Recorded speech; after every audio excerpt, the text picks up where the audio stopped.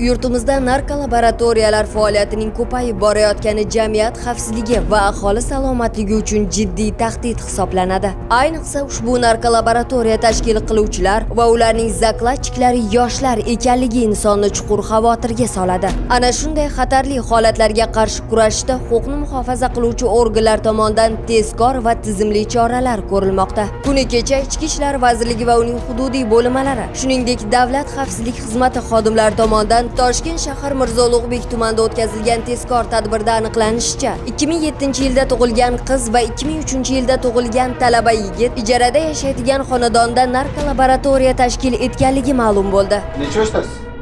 20. Sizchi? 18. 20-18 yosh. Nima pul topish maqsadida endi shu o'zlaringiz tengdoshlaringiz zaharlashingiz bo'ladimi? Yarashasizmi?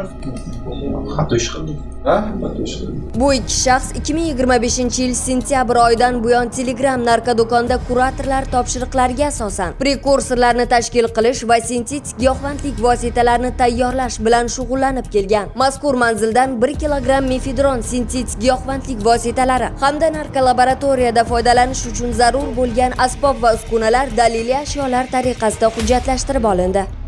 Hozir bu mefedron giyohvandlik vositalarini qayerdan olgansizlar? Lokatsiya bo'yicha. Lokatsiya qaysi tomonda?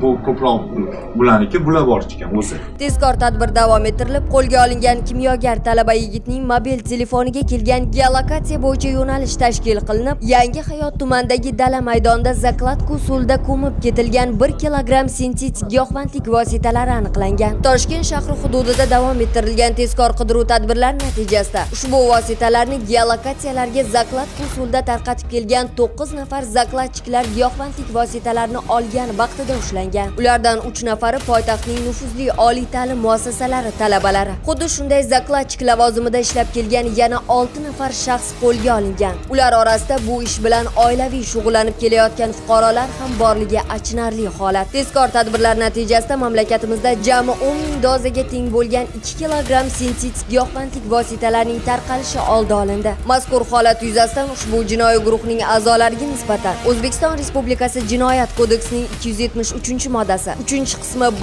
bandi bilan jinoyat ishi qo'zg'atilgan. Bugungi kunda jarayonda bo'lgan milliy dastur bo'yicha endi narko jinoyatlarga qarshi kurashish umummilliy harakatga aylantirilib, jamiyatda bu illatga murosasiz muhit yaratish belgilandi. Mazkur holatga qarshi kurashishda huquqni muhofaza qiluvchi organlar tomonidan tezkor va tizimli choralar ko'rilib, respublikamiz hududlari bo'ylab profilaktik ishlar kuchaytirilgan tartibda davom ettirilmoqda.